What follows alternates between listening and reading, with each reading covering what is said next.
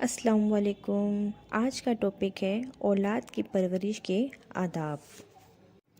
اولاد کو اللہ کا انعام سمجھیے، اس کے پیدا ہونے پر خوشی منائیے، خیر و برکت کی دعاؤں کے ساتھ استقبال کیجیے اور اللہ کا شکر ادا کیجیے کہ اس نے آپ کو اپنے ایک بندے کی پرورش کی توفیق بخشی اور یہ موقع دیا کہ آپ اپنے پیچھے اپنے دین و دنیا کا جانشین چھوڑ جائیں۔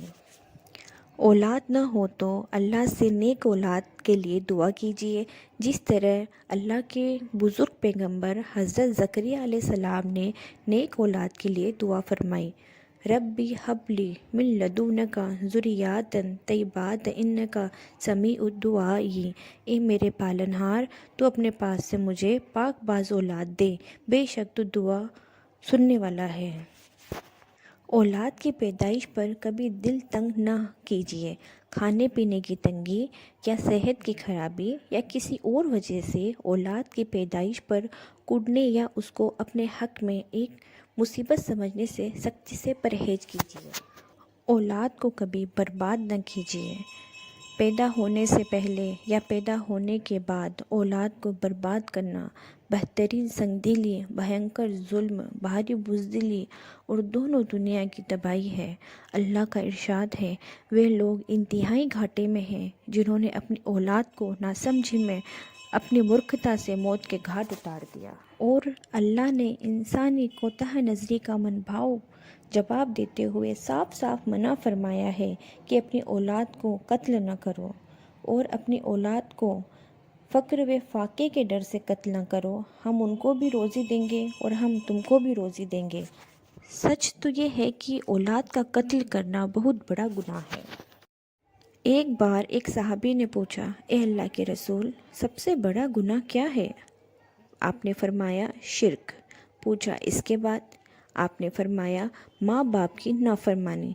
پھر پوچھا، اس کے بعد؟ آپ نے فرمایا، تم اپنی اولاد کو اس ڈر سے مار ڈالو کہ وہ تمہارے ساتھ کھائے گی۔ جنم کے وقت جنم دینے والی عورت کے پاس آیت الکرسی اور سورہ اعراف کی 2 آیتوں کی تلاوت کیجیے اور سورہ فلق اور سورہ ناس پڑھ پڑھ کر دم کیجیے۔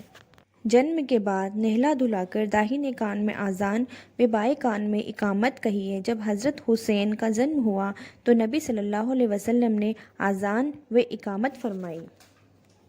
نبی صلی اللہ علیہ وسلم نے یہ بھی فرمایا کہ جس کے یہاں بچے کا جنم ہو وہ بچے کے داہنے کان میں اذان و بائیں کان میں اقامت کہے تو بچہ سی بیان، اس مرض میں بچے بے ہوش ہو جاتے ہیں کہ تکلیف سے بچا رہے گا۔ پیدا ہوتے ہی بچے کے کان میں اللہ اور رسول کا نام پہنچنے میں بڑی حکمت ہے۔ علامہ ابن قیم اپنی کتاب تحفۃ الودود میں فرماتے ہیں، اس کا مطلب یہ ہے کہ انسان کے کان میں سب سے پہلے اللہ کی بڑائی کی آواز پہنچے اور جس گواہی کو وہ سوچ سمجھ کر ادا کرنے کے بعد اسلام میں داخل ہوگا، اس کی ہدایت پیدائش کے دن سے ہی کی جائے۔ جس طرح مرنے کے وقت اس کو توحید کے کلموں کی تاکید کی جاتی ہے۔ اذان اور اقامت کا دوسرا فائدہ یہ بھی ہے کہ شیطان جو گھات میں بیٹھا ہوتا ہے اور چاہتا ہے کہ پیدا ہوتے ہی انسان کو آزمائش میں ڈالے، اذان سنتے ہی بھاگ جاتا ہے اور شیطان کی دعوت سے پہلے بچے کو اسلام اور اللہ کی عبادت کی دعوت دے دی جاتی ہے۔ اذان و اقامت کے بعد کسی نیک مرد یا عورت سے تہنیک کیجیے، یعنی کھجور وغیرہ چبوا کر بچے کے تالو میں لگوائیے اور بچے کے لیے خیر و برکت کی دعا کیجیے اور کرائیے۔ حضرت اسماء فرماتی ہے کہ حضرت عبداللہ بن زبیر جب پیدا ہوئے تو میں نے ان کو نبی کی گود میں دیا، آپ نے خرما منگوایا اور چبوا کر مبارک لعاب عبداللہ بن زبیر کے منہ میں لگا دیا اور خرما ان کے تالو میں ملا اور خیر و برکت کی دعا فرمائی۔ حضرت عائشہ کا بیان ہے کہ نبی صلی اللہ علیہ وسلم کے یہاں بچے لائے جاتے تھے، آپ تہنیک فرماتے اور ان کے حق میں خیر و برکت کی دعا کرتے۔ بچے کے لیے اچھا سا نام تجویز کیجیے جو یا تو پیغمبروں کے نام پر ہو یا اللہ کے نام سے پہلے عبد لگا کر بنایا گیا ہو، جیسے عبداللہ، عبد الرحمن، کچھ ایسے نام۔ نبی صلی اللہ علیہ وسلم کا ارشاد ہے، قیامت کے دن تمہیں اپنے اپنے ناموں سے پکارا جائے گا، اس لیے بہتر نام رکھا کرو۔ نبی صلی اللہ علیہ وسلم کا ارشاد ہے کہ اللہ کو تمہارے ناموں میں سے عبداللہ اور عبد الرحمن سب سے زیادہ پسند ہے، اور آپ نے یہ بھی فرمایا کہ نبیوں کے نام پر نام رکھا کرو۔ اگر کبھی انجانے میں غلط نام رکھ دیا ہو تو اس کو بدل کر اچھا نام رکھ دیجیے۔ نبی صلی اللہ علیہ وسلم غلط نام کو بدل دیا کرتے تھے۔ حضرت عمر کی ایک صاحبزادی کا نام آسیہ تھا، آپ نے بدل کر جمیلہ نام رکھ دیا۔ 7ویں دن عقیقہ کیجیے، لڑکے کی طرف سے 2 بکرے اور لڑکی کی طرف سے 1 بکرا کیجیے، لیکن لڑکے کی طرف سے 2 بکرے کرنا ضروری نہیں ہے، 1 بکرا بھی کر سکتے ہیں، اور بچے کے بال منڈوا کر اس کے برابر سونا یا چاندی بھی خیرات کیجیے۔ نبی صلی اللہ علیہ وسلم کا ارشاد ہے، 7ویں دن بچے کا نام تجویز کیا جائے اور اس کے بال وغیرہ اتروا کر اس کی اور سے عقیقہ کیا جائے۔ 7ویں دن ختنہ بھی کرا دیجیے، لیکن کسی وجہ سے نہ کرائے تو 7 سال کی عمر کے اندر ضرور کرا دے۔ ختنہ اسلامی پہچان ہے اور صفائی و صحت کے لحاظ سے بھی بہتر ہے۔ نبی صلی اللہ علیہ وسلم کا ارشاد ہے، جب تمہاری اولاد بولنے لگے تو اس کو لا الہ الا اللہ سکھا دو، پھر مت پرواہ کرو کہ کب مرے، اور جب دودھ کے دانت گر جائے تو نماز کا حکم دو۔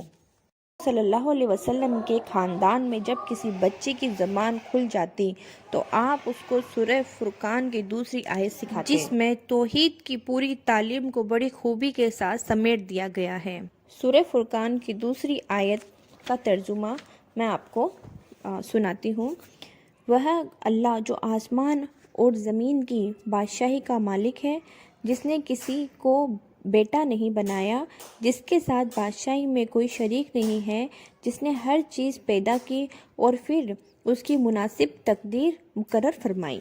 بچے کو اپنا دودھ بھی پلائیے، ماں پر بچے کا یہ حق ہے۔ قرآن نے اولاد کو ماں کا یہی احسان یاد دلا کر ماں کے ساتھ غیر معمولی اچھا برتاؤ کرنے کی تاکید کی ہے۔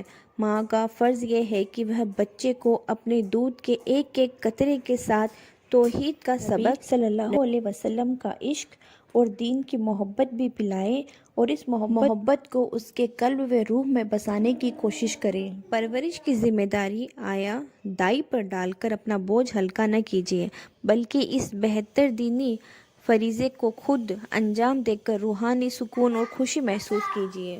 اولاد کو بات بات پر ڈانٹنے، جھڑکنے اور برا بھلا کہنے سے سختی سے پرہیز کیجیے، اور ان کی کوتاہیوں پر بیزار ہونے اور نفرت ظاہر کرنے کے بجائے پوری حکمت کے ساتھ ان کی تربیت کرنے کی محبت بھری کوشش کیجیے، اور اپنے کاموں سے بچوں کے ذہن پر یہ ڈر بہرحال غالب رکھیے کہ ان کی کوئی شریعت کے خلاف بات آپ ہرگز برداشت نہ کریں گے۔ اولاد کے ساتھ ہمیشہ پیار، محبت اور نرمی کا برتاؤ کیجیے، اور ضرورت اور حیثیت کے مطابق ان کی ضرورتیں پوری کر کے ان کو خوش رکھیے، اور اطاعت اور فرمانبرداری کے جذبے ابھاریے۔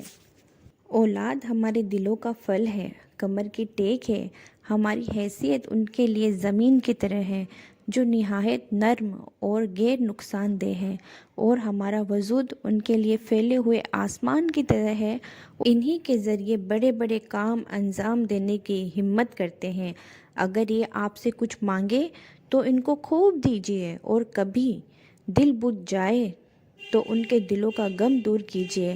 نتیجے میں وہ آپ سے محبت کریں گے، آپ کی باپ والی کوششوں کو پسند کریں گے، اور کبھی ان پر نہ سہنے کے قابل بوجھ نہ بنیے کہ وہ آپ کی زندگی سے اکتا جائیں اور آپ کی موت چاہنے لگے، آپ کے قریب آنے سے نفرت کرے۔ بچوں کو ڈرانے سے بچیے۔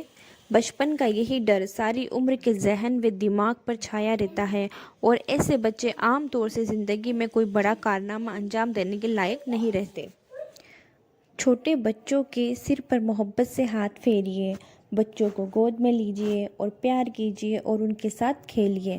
ہر وقت سخت اور کھرے مزاج حاکم نہ بنے رہیے کہ اس طرح بچوں کے دل میں ماں باپ کے لیے محبت کا بے پناہ جذبہ پیدا نہیں ہوتا، ان کے اندر اپنے پر بھروسہ بھی نہیں پیدا ہوتا، اور ان کے سوبھاؤ لالن پالن پر بھی اچھا اثر نہیں ہوتا ہے۔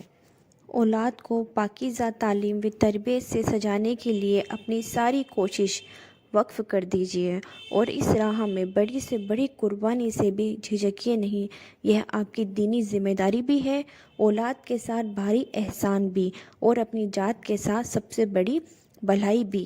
قرآن میں ہے، ایمان والو، بچاؤ اپنے آپ کو اور اپنے گھر والوں کو جہنم کی آگ سے۔ نبی صلی اللہ علیہ وسلم کا ارشاد ہے، باپ اپنی اولاد کو جو کچھ دے سکتا ہے اس میں سب سے بہتر تحفہ اولاد کی اچھی تعلیم و تربیت ہے۔ نبی صلی اللہ علیہ وسلم نے فرمایا کہ جب انسان مر جاتا ہے تو اس کا عمل ختم ہو جاتا ہے، لیکن 3 قسم کے عمل ایسے ہیں جو ان کا اجر و ثواب مرنے کے بعد بھی ملتا رہتا ہے۔ ایک یہ ہے کہ وہ صدقہ جاریہ کر جائے، دوسرا ایسا علم چھوڑ جائے جس سے لوگ فائدہ اٹھائیں، تیسرا نیک اولاد جو باپ کے لیے دعا کرتی رہے۔ اصل میں اولاد ہی آپ کے بعد آپ کی تہذیب، روایتوں، دینی تعلیم اور توحید کے پیغام کو زندہ رکھنے کا ذریعہ ہے، اور مومن نیک اولاد کی آرزو اسی لیے کرتا ہے تاکہ وہ اس کے مرنے کے بعد اس کے پیغام کو زندہ رکھ سکے۔